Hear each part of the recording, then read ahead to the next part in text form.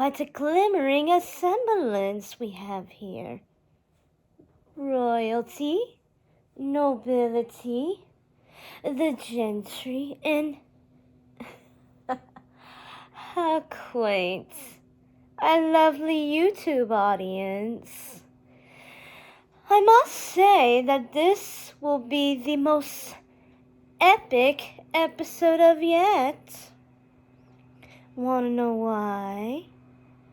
Because we're here to talk about one of my favorite villains of all time. I won't say that she's absolutely my favorite because, let's face it, being a Disney nerd, I have quite a number of favorite villains, but I will say she is one wickedly awesome fairy. You haven't guessed? I know I don't exactly have her specifically, but this is my villain shirt that I bought off of Patty Cake Productions, which, by the way, you guys have to watch because Patty Cake Productions have a series called The Villain Slayer. Ta-da! And it's just, oh wait, it's backwards. Anyway, I hope, anyway, you would really have to watch it. It's a really awesome music/episode series about your famous Disney villains of all time. Getting off track. Let's go back. And welcome back to this exciting episode of Disney Animated and Remake. In this week's episode, if you have not guessed it at this point, we are going to be talking about the awesomest, wickedliest fairy of all time, Maleficent. And yes, she is the most wickedest fairy of all time. Maleficent is actually the remake of the famous 1959 Sleeping Beauty. Now, here is the difference there is a major difference between the animated Sleeping Beauty and the 2014 Maleficent. Can anybody tell me what you think the difference is? What do you think? You know what? It's all about Maleficent. This is one of my favorite remakes of all time. I have to say, when I first heard about this, I was a little skeptical. And in case you haven't noticed, boys and girls, this was around the time, or at least around Alice in Wonderland's time, that remakes were becoming the biggest hit of all time. Especially when you have this lovely remake right here that features the backstory behind the wicked villain of Sleeping Beauty. Oh, Quinn, thank you so much for interrupting. Like always, you become the awesome villain of my video. Thank you so much. I have quite a bit of party invitations. Okay, so for Maleficent, it features the backstory of Maleficent. And one thing that I love about this is the fact that it's not really the remake of Sleeping Beauty herself. It's really how this special being became a villain. And quite honestly, I feel like this was more like a twisted tale of a sort, where, not really a twisted tale, but like sort of a background story. Like, quite honestly, and think about this. What makes villain a villain? Are they born evil, or were they created? Think about that. And as sure as you know, if you have watched Maleficent and have seen its awesome sequel that actually came out in 2019, you will see for yourself that Maleficent isn't all that evil after all. Yeah, she did some things. She created a thorn castle or a thorn throne. She cursed a baby to sleep on her 16th birthday by pricking a finger on a spindle. Boop. It's my lovely Maleficent staff pen. Anyway.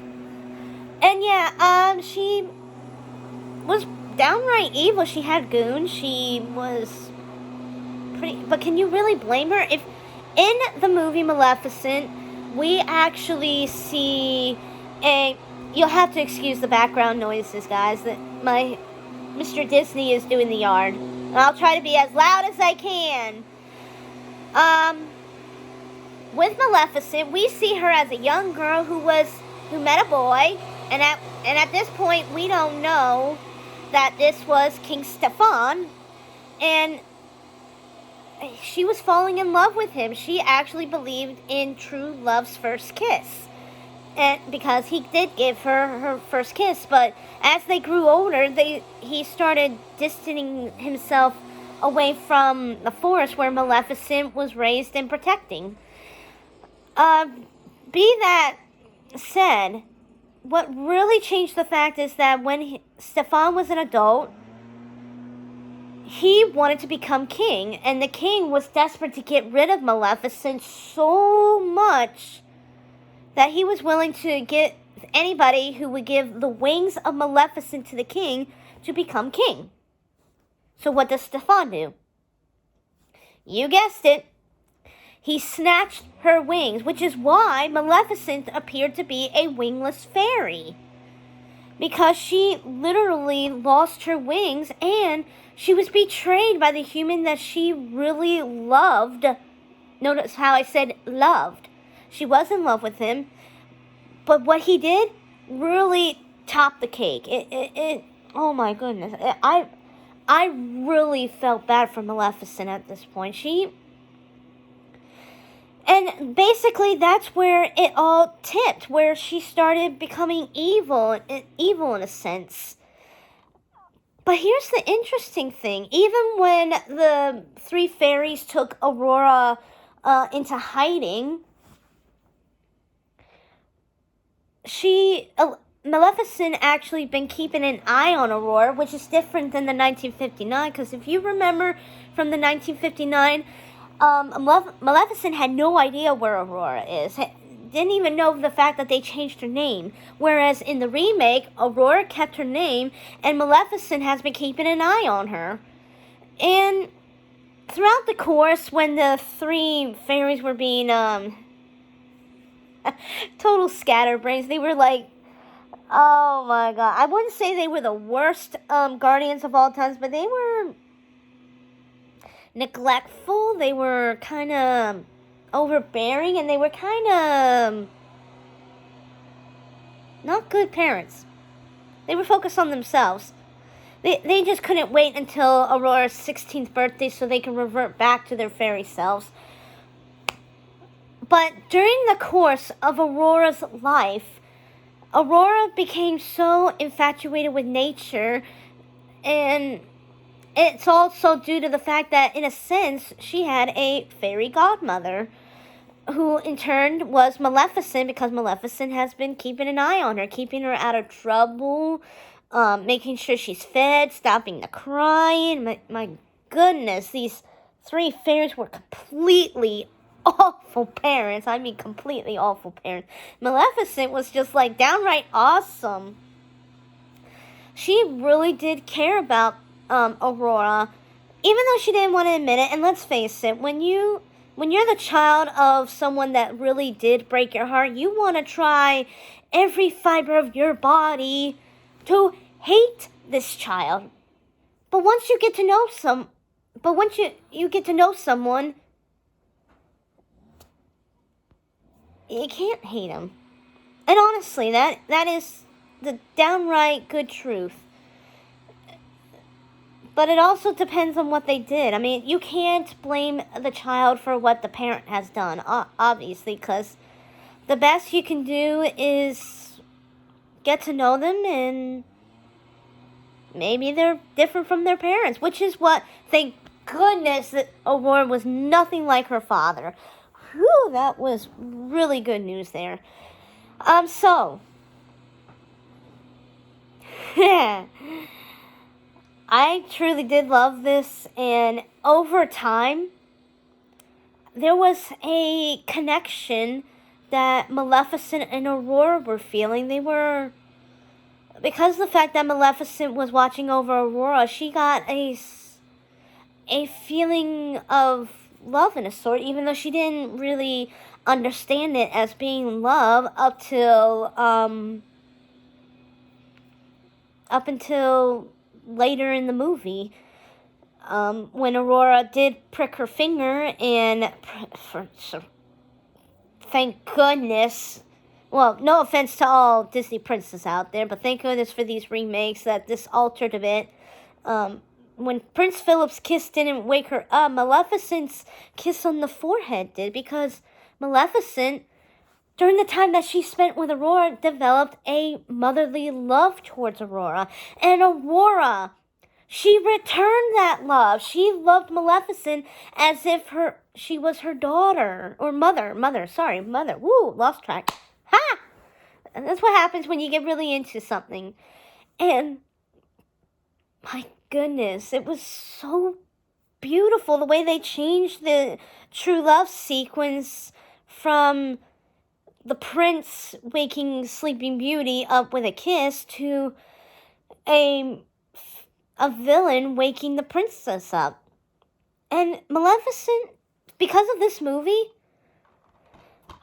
and any remakes after that, I never really see Maleficent as a villain. She was misunderstood. She had something stolen from her. Her own love was destroyed. How would you feel if something was taken from you by the one person that you loved and trusted? You would turn into you would curse their baby too if you had the chance to. But it even came to the point where Maleficent tried to remove the curse from Aurora, even though she can't, and she tried. She really did try, and that was proof there of real motherly love, is that she was willing to give up her own curse just so Aurora can live a very long life. And it's actually because of this beautiful movie that they created its sequel, Maleficent, Mistress of Evil. Now, I have to say, I saw this with my very best friend. She is a follower on YouTube. I will not exploit her name, but I will give her the nickname of Military Dog Mother. You'll have to figure out who that is, and she'll probably tell you if she was willing to. Anyway, she absolutely loved Maleficent. Maleficent is her favorite villain of all time, and I have to say, after watching this, I was like, Sleeping Beauty never had a sequel, so why are they doing it with Maleficent? I don't get it, but oh my goodness, they actually went into full detail about what type of fairy Maleficent is. Maleficent is a dark fairy. It didn't really occur to me. I thought she was some sort of winged beast type of fairy, but I'm glad they went into specific details on this, and that it really got into the matter of her powers and everything. And it probably does explain why she never grew up with parents and she always felt alone because of her dark fairy powers. I must say that I was just completely baffled, and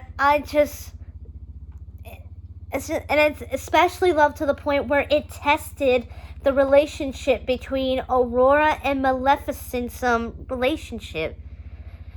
As you know, this takes place 5 years after Aurora wakes up from the first movie, and Aurora is about ready to marry Prince Philip, and it's actually because of the marriage that it caused a rift between the two.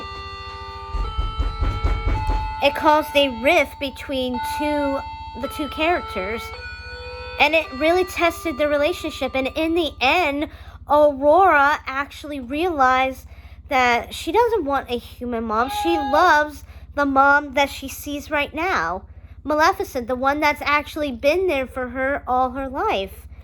And let's face it, really took an army for her to really get the picture that... You'll have to excuse me for a sec.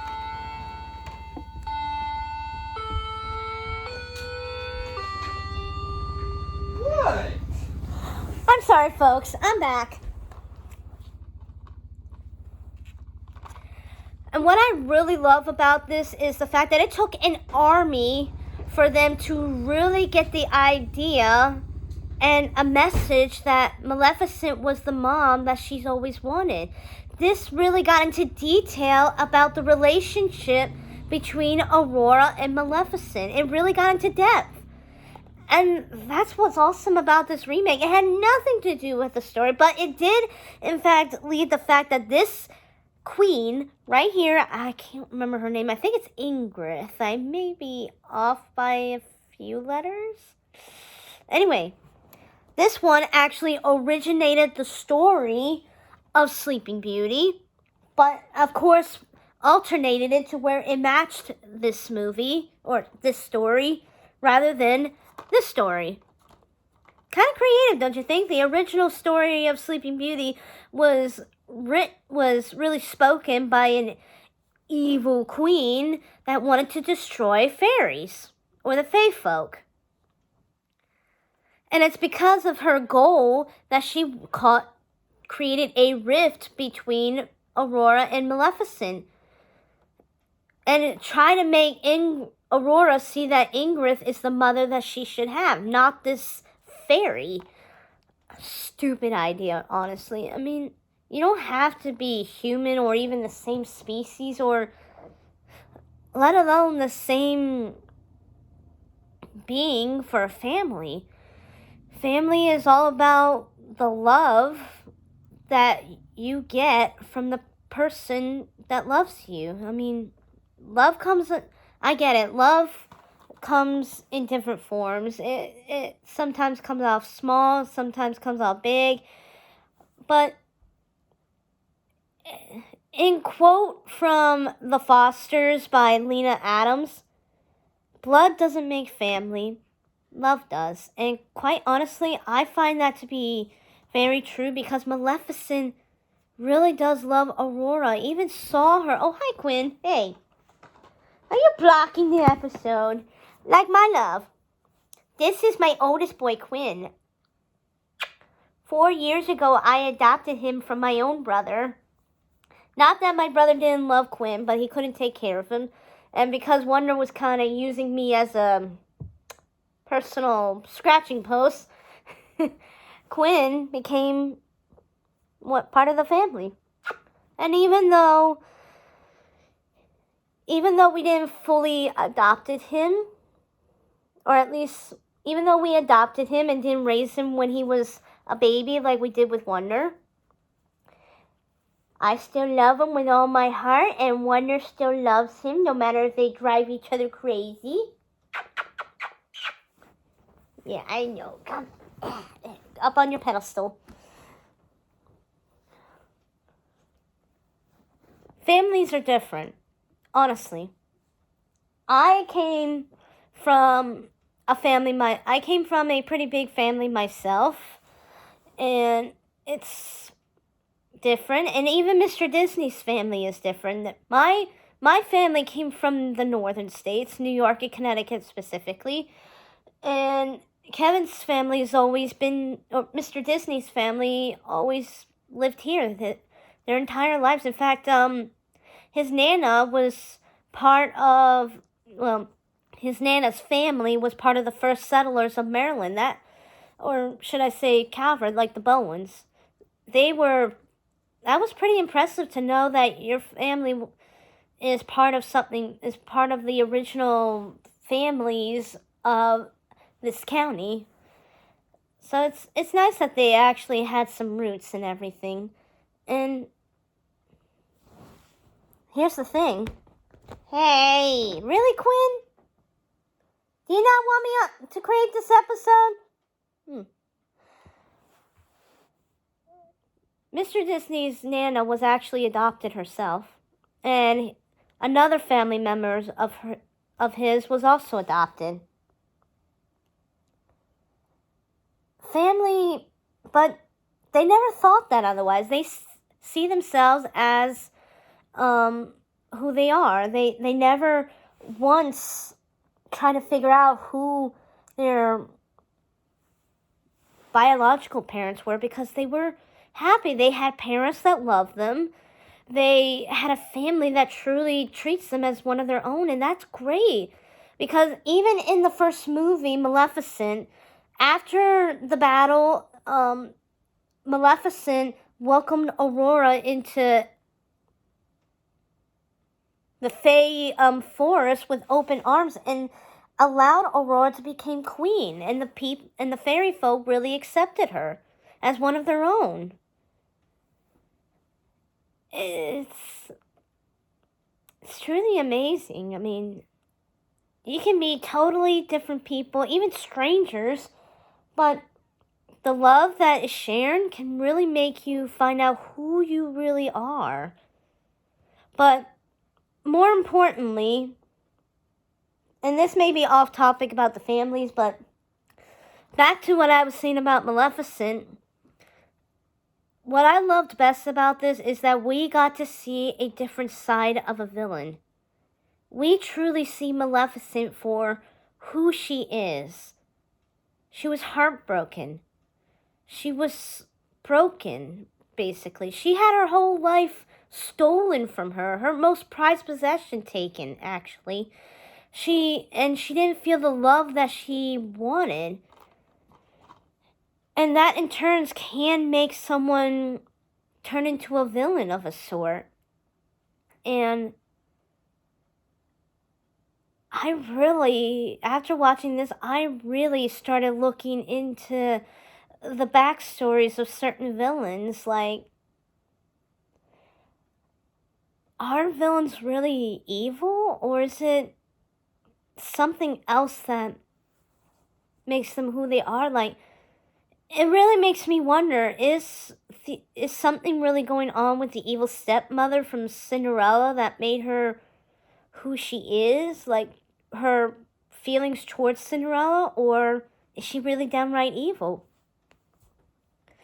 But this remake really gave me a different perspective of villains, and I wouldn't say it pities me. It made me pity them. But I guess it's safe to say, don't judge a book by its cover. All in all. Or as Mary Poppins liked to say it, a cover is not a book, so open it up and take a look, because under the cover is what discovered that a king may be your crook. Chapters in a book are kind of like the sneak previews of what the story is about. And this goes on to say, do not base someone based off their appearance. I know that for a fact, because when I first met Mr. Disney, he was not who I expected. He was cute, and I thought he'd be a fun guy, but I didn't think that I would spend the rest of my life with him, and that's because I really got to know him. He was more than what his appearance made him out to be. But we will get into that lesson, because I'm pretty sure that there is another movie that's specifically on getting to know the person more than what they look like. And I think you know what I'm talking about here. Anyway, that is all that we have of the lovely Maleficent. And if you love Sleeping Beauty and have never seen Maleficent, shame on you. Just kidding.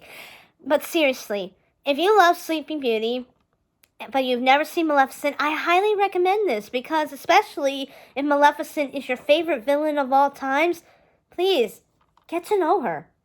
She's not as bad as she seems, honestly. And if you love Maleficent, please check out her lovely sequel, The Mistress of Evil. Thank you for joining me on this lovely episode, and I do apologize for some of the interruptions, especially from Quinn. But I hope you did love the special guest that he did play a part of. I seem to be getting that a lot in my recent episodes. Tune in next time as we explore another remake in the making. And for all of you who are essential workers, especially those nurses and doctors, I still want to thank you from the bottom of my heart for taking care of the sick and for doing your duty to helping our community, or rather the world, actually. And, please, stay safe. Practice social distancing. I know that it is hard. It is really hard on me too. You have no idea how crazy I've been. Or maybe you do, because since I'm doing this series. But please, practice social distancing. Save your loved ones. Even Mr. Disney is practicing social distancing from work because we have a family member that is not doing so well, and I'd rather not discuss that at the moment, but because that's not how I want to end the series or the episode. But please, be safe. Enjoy your time with your loved ones. Pick up a movie and watch it, especially if you got Disney Plus. Please enjoy these movies. They are a delight to have. You can even create fun games out of them. I don't know what. I'll probably tell you in the near future. If you have a favorite Disney villain of any time, you can comment on the bottom. If you like this series, please subscribe to me or click the like on the button, or if it's your favorite, add it to your favorites. I will tell you that I am trying my best to be the best that I can, and it seems like my episodes are growing in numbers, so it seems like I am on the right track, and you seem to enjoy it. And so on that note, please stay safe and have a great Easter. Enjoy it with your family. If you can't see your extended family, FaceTime. Give them a call. Communicate somehow. Write them a letter. It'll be late, but they'll get it, and it's still communication. Till next time, happy Easter. Bye.